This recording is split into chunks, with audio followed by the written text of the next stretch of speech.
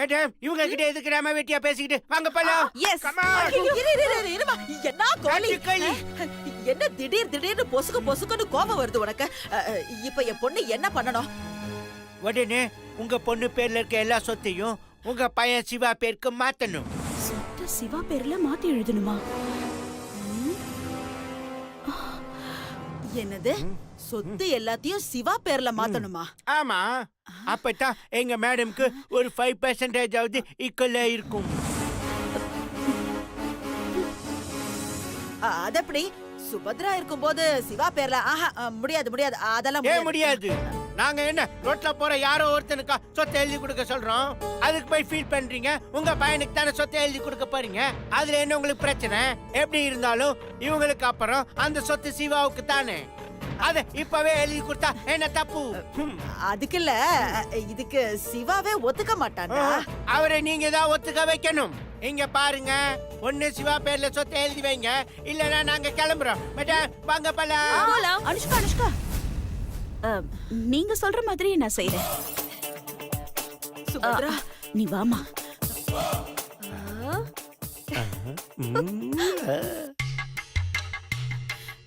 ஏன் சுபத்ரா, உனக்கு என்ன பைத்தியம் கீத்த புடிச்சு போயிருக்கா?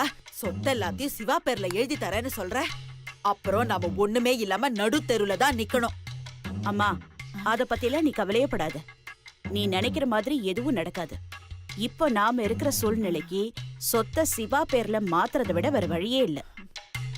நமக்கு இப்ப இருக்கிற சொத்தை விட வரப்போற 8000 கோடி தான் முக்கியம்.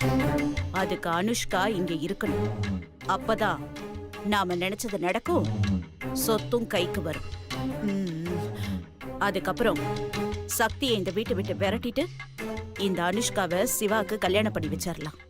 நீ சொல்றதெல்லாம் சரிதாம்மா, இருந்தாலும் நீ எதுவும் சொல்லாத. எல்லாத்தையும் யோசிச்சு தான் நான் முடிவு பண்ணிருக்கேன். நீ பேசாம வா. அனுஷ்கா, ஒரு நல்ல நாளா பார்த்து சொத்த சிவா பேர்ல மாத்தி எழுதிடுறேன். அப்படி வாங்க வழிக்கு. எதுக்கு நல்ல நாளா பாத்துக்கிட்டு இருக்கீங்க? நல்லது செய்யற எல்லா நாளும் நல்ல நாள் தான். இன்னைக்கு நல்ல நாள் தான். இன்னைக்கு இப்பவே பண்ணிடலாம். மேடம் நீங்க என்ன சொல்றீங்க? Yes you are right. நல்ல நாளெல்லாம் சரிதான், ஆனா சொத்து எழுதுறதுங்கிறது அவ்வளவு ஈஸியான விஷயம் இல்ல. அதுக்கு வக்கீல் வேணும், டாக்குமெண்ட்ஸ் ரெடி பண்ணணும், நிறைய ரூல்ஸ் அண்ட் ரெகுலேஷன்ஸ் எல்லாம் இருக்கு. பாட்டி, எங்களுக்கு ரூல்ஸ் அண்ட் ரெகுலேஷனை பத்தி சொல்லி தரியா? எங்க கிட்ட எவ்வளவு சொத்து இருக்குன்னு தெரியுமா? நைட் கூட தான் ரிஜிஸ்ட்ரேஷன் பண்ணிருக்காங்க எங்க மேடம். நீங்க சொத்து எழுதி தரேன்னு சொல்லிட்டீங்கல்ல, அதோட உன்னோட வேலை முடிஞ்சது. மத்ததெல்லாம் நாங்க பாத்துக்கிறோம். இன்னும் 2 ஹவர்ஸ்ல வக்கீல் டாக்குமெண்ட் எல்லாமே இங்க இருக்கும். அத பத்தி நீ எதுவும் யோசிக்காம எனக்கும் மேடத்துக்கும் ஜெல்லுன்னு ஐஸ் போட்டு ஜூஸ் ரெடி பண்ற. ஓகே?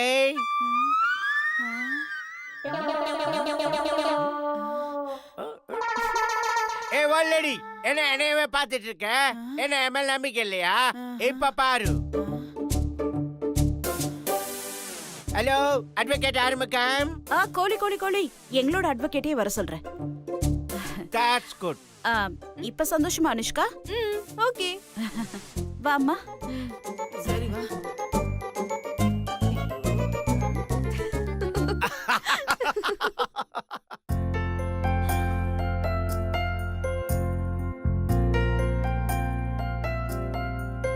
ஹலோ ரஞ்சித், ஒரு 10 மினிட்ஸில் ஆஃபீஸ் வந்துடும். அந்த டாக்குமெண்ட்ஸ் எல்லாம் ரெடி பண்ணி வைங்க. No problem. நான் வந்தோடனே கிளம்பலாம். பை. மாப்பிள, என்ன சாப்பிடாம கிளம்பிக்கிட்டு இருக்கீங்க? இல்லத்த, கொஞ்சம் வேலை இருக்கு. இப்போ உடனே கிளம்பணும். மாப்பிள, இப்படி சாப்பிடாம இருந்தீங்கன்னா உடம்பு என்னத்துக்காகிறது? வாங்க, கொஞ்சம் சாப்பிட்டுட்டு கிளம்புங்க. இல்லத்த, இப்போ அர்ஜென்ட்டாக கிளம்பணும். ஒரு முக்கியமான ஃபோனுக்காக வெயிட்டிங், அவ்வளோதான். சார்,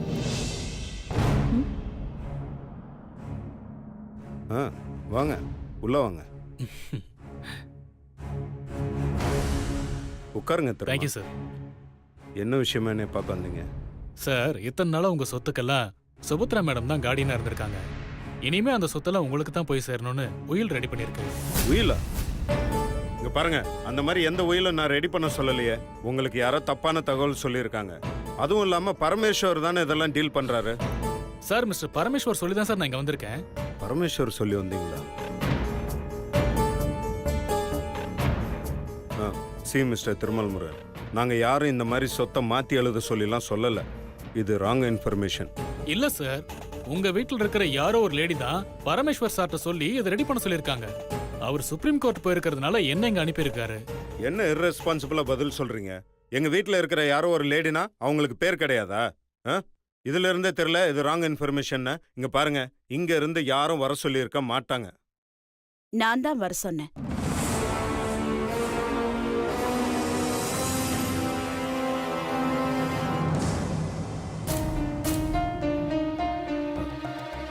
அம்மா, இப்ப எதுக்குமா லாயர்லாம் வர சொல்லியிருக்கீங்க? சிவா, இது நாள் வரைக்கும் நான் உனக்கு கார்டியனா இருந்தேன். உனக்குன்னு ஒரு வாழ்க்கை துணை அமையற வரைக்கும் தான் என்னோட வேலையே. அதுக்கப்புறம் உன்னோட சொத்து எல்லாத்தையும் உனக்கும் உன் மனைவிக்கும் எழுதி கொடுத்துட்டு நான் விலகிக்கணும். அதுதான் சட்டமே. ம்.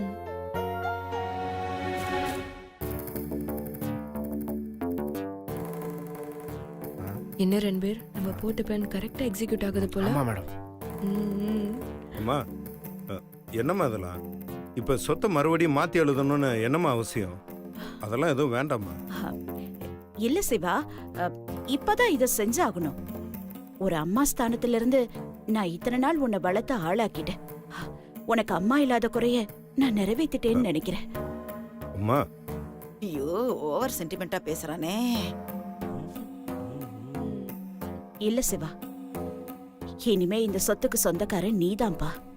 ஒரு அம்மாவா என்னோட கடமையை நான் செஞ்சுட்டேன்னு நினைக்கிறேன். இனிமே இது எல்லாமே உனக்கு தான். நான் உன் அம்மாவா இந்த வீட்ல ஏதாவது ஒரு மூலையில இருந்துக்கிறேன்ப்பா. அது எனக்கு போதும். அம்மா, ஏம்மா இப்படிலாம் பேசுறீங்க? எனக்கு இந்த சொத்தெல்லாம் எதுவும் வேண்டாம்மா. எனக்கு நீங்க தாம்மா வேணும். டேய், 8000 கோடிடா, அதுக்கு ஆப்பு வச்சிருவான் போல இருக்கே. மாமா வேற இருந்தவே மாட்டாரா?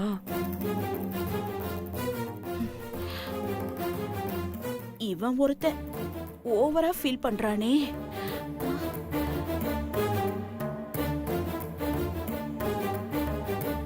அம்மா இல்லாம அந்த நினைப்பே இல்லாம வளர்த்தீங்க. அது ஒன்னே எனக்கு போதும்மா. இந்த சொத்து இதெல்லாம் எனக்கு தேவையில்லம்மா. இவன் ஒருத்த. கடைசி வரைக்கும் இந்த சொத்தெல்லாம் உங்ககிட்டே இருக்கட்டுமா. சொத்து மட்டும் இல்ல, நானும் உங்க கூட தாம்மா இருக்கணும். அதாம்மா என்னோட ஆசை. ஐயோ, ஒத்துக்க மாட்டேங்கிறானே. ஐயோ, ரொம்ப ஃபீல் பண்ணாத, கையெழுத்து போட்டு தொலைடா. இல்ல சிவா, என்னோட வேலை முடிஞ்சிருச்சுப்பா. இனிமே உன் வாழ்க்கையை நீதான் பாத்துக்கணும். அம்மா ப்ளீஸ்மா, நான் சொல்றத கேளுங்கம்மா. வேண்டாம்மா. இல்ல சிவா, நான் சொல்றத நீ கேளு. இனிமே இந்த சொத்தெல்லாம் உனக்கு தான் சேரணும்ப்பா. அம்மா, ஆமா அண்ணே, அம்மா சொல்றதுதான் கரெக்ட். என்ன இருந்தாலும் சொத்துக்கு நீ தானே சொந்தக்காரன். அது உனக்கு தானே சேரணும். அதுக்காக நீ அவங்க புள்ள இல்ல உறவு இல்லைன்னுலாம் ஆயிடாது. சொன்னா கேளு, சொத்தை உன் பேர்லயே மாத்திக்கோ. அம்மா சொல்றபடியே செய். தாரணி, சும்மா பெரிய மனுஷி மாதிரி பேசாத. நான் இதுக்கெல்லாம் சம்மதிக்கவே மாட்டேன். சார், அதை கொடுங்க சார். இங்க பாருங்க சார், இந்த சொத்தை எந்த காரணத்தை கொண்டு யார் பேர்லயும் மாத்த தேவையில்லை. எங்க அம்மா பேர்ல as it is அப்படியே இருக்கட்டும். அம்மா, இந்தாங்கம்மா, இதை பிடிங்கம்மா. பிடிங்கம்மா. ஐயோ, இவன் வேற எதை கையில குடுக்கறானே. சுபத்ரா மனசு மாறிடுவாளே, என்னாக போகுதோ. அதுக்குள்ள மனசு மாறிடுச்சு. ம்ஹும். ம்.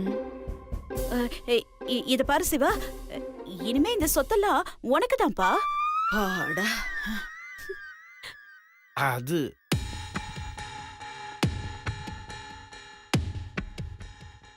இதுக்கு மேல இந்த சொத்து வேணாம்னு சொன்னா அடுத்த நிமிஷமே அம்மா இந்த வீட்லயே இருக்க மாட்டேன். அம்மா, சொத்தா அம்மாவான்னு நீயே முடிவு பண்ணிக்கோ. பக்காவா ப்ளே பண்ற.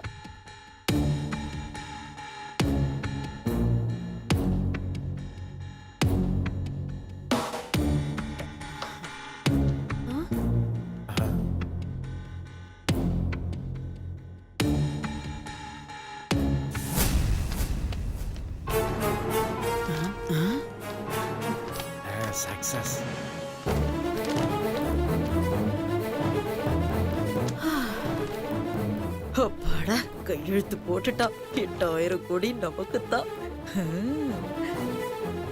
மேடம் தெளிவா ஒர்க் அவுட் ஆகுது.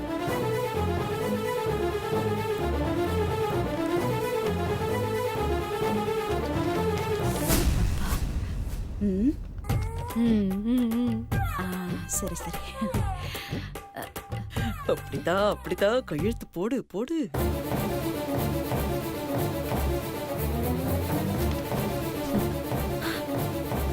அத்தா, இனிமே நீ செத்த. நீ எப்படி தந்திரமா பிளான் பண்ணி மாமா கிட்ட இருந்து சொத்தை புடுங்குனியோ அதே மாதிரி நான் ஒரு பிளான் போட்டு சொத்தை புடுங்கிட்டேன் பாத்தியா?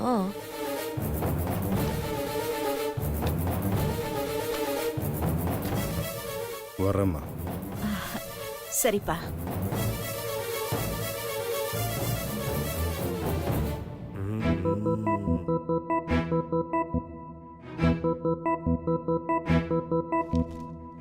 நீங்க அடுத்து ஆக வேண்டியதை பாருங்க. Okay madam.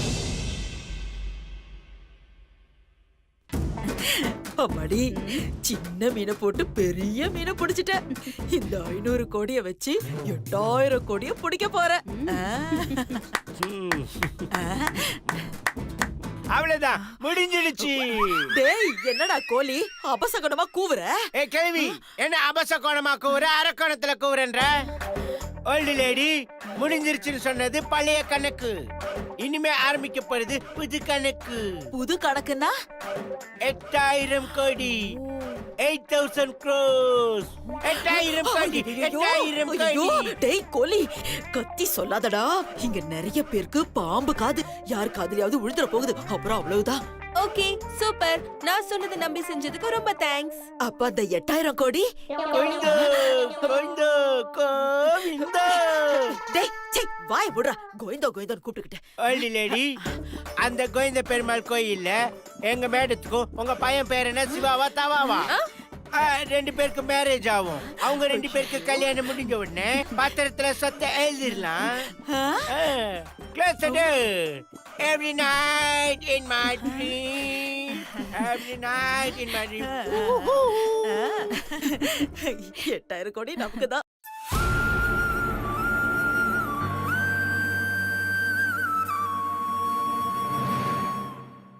உங்களை விட்டு ஒரு 10 நாளைக்கு நான் பிரிஞ்சு போறேன். 10 நாள் நான் இல்லாம நீங்க சந்தோஷமா இருங்க மாமா. மாமா, எனக்காக நீங்க ஏதாவது செய்யணும்னு நினைச்சீங்கன்னா தயவு செஞ்சு இனிமே குடிக்காதீங்க மாமா. ப்ளீஸ் மாமா.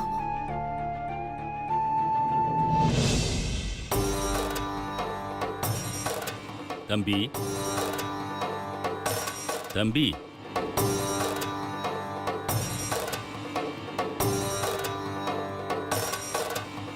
தம்பி,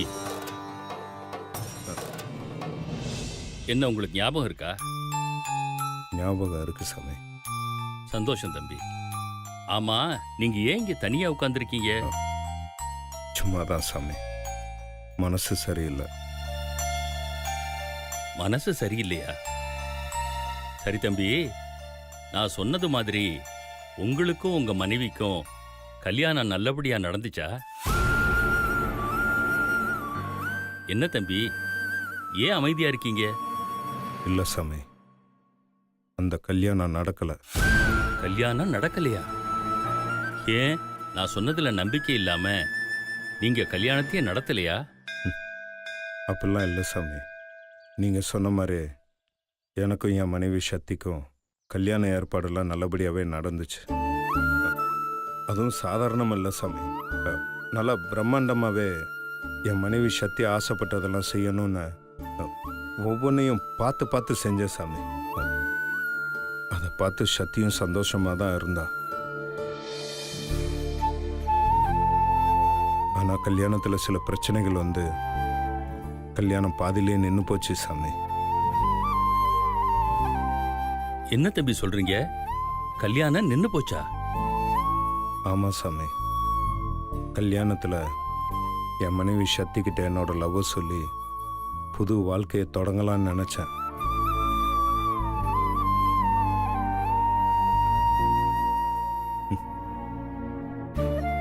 இதை தான் பெரியவங்க நம்ம ஒன்று நினச்சா தெய்வம் ஒன்று நினைக்கும்னு சொல்லுவாங்களோ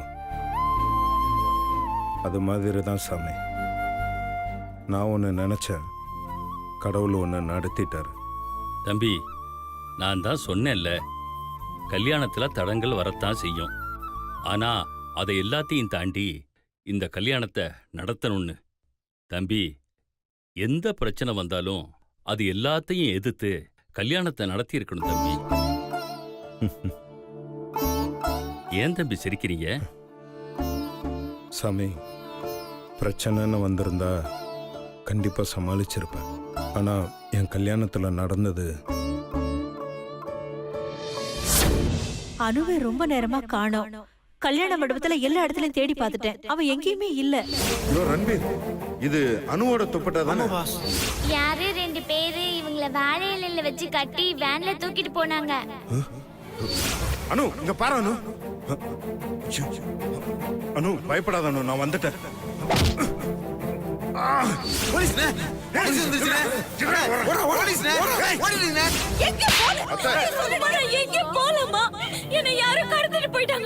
முதல்ல பொண்ணு மாப்பிள்ளை அலங்காரம் பண்ணி மேடைக்கு கூட்டிட்டு வாங்க. ஐயோ இங்க வாங்களே. ஐயோ அப்பா, ஐயோ அப்பா, என்னங்க?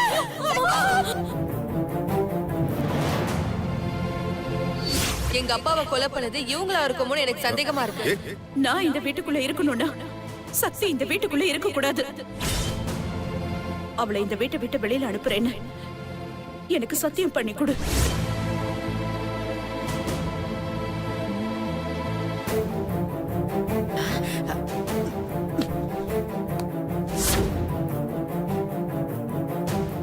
இப்போ சொல்லுங்க சாமி, இந்த சூழ்நிலையில் என்னால் எப்படி கல்யாணத்தை நடத்த முடியும்?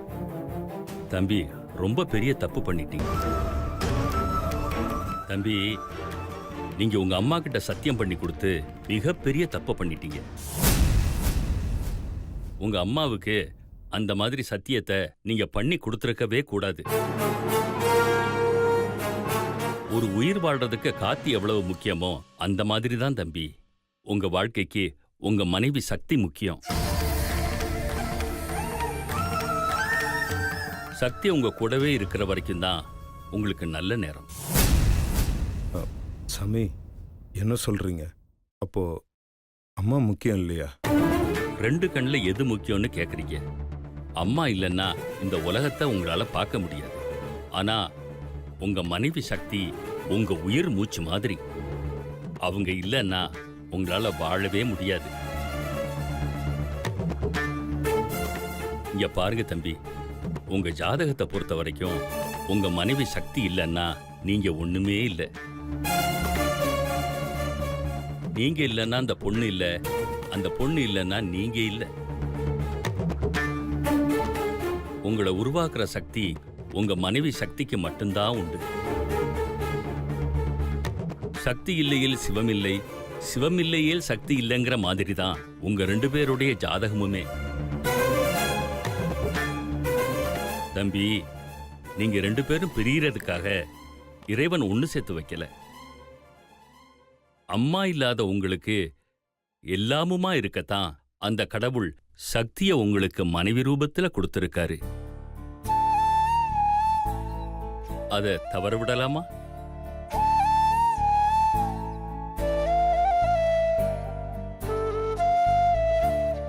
இங்க பாருங்க தம்பி, மனுஷங்களை சோதிக்கிறது அந்த கடவுளுக்கு ரொம்ப பிடிச்சமான வேலை. ஆனா அதை எப்படி சாதனையாக்குவோங்கிறதுல தான் நம்ம வாழ்க்கை அடங்கி இருக்கு. என்னமோ நடக்கட்டும், நாமும் அதோட பயணிக்கலான்னு நினைக்கிறது முட்டாள்தனம். இப்பவும் சொல்றேன், உன் மனைவி சக்தியை மட்டும் நீ இழந்துராத. அடுத்த தடவை நான் உன்னை பார்த்தா உன் மனைவி சக்தியோட தான் பார்க்கணும்.